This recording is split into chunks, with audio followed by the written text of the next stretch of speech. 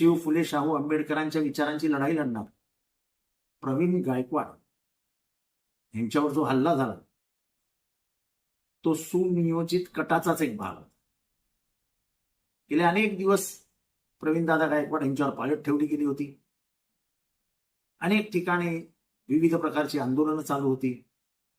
हे सगळं चालू असताना पोलीस कुठे होते?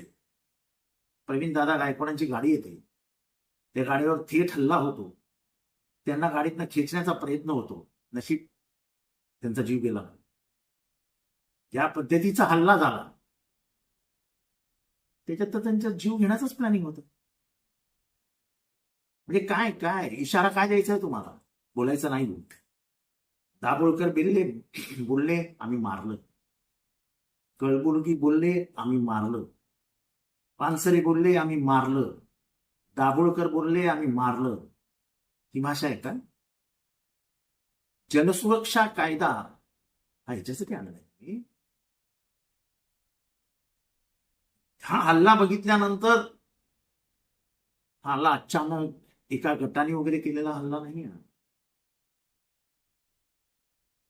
हा सुनियोजित कटाचा भाग.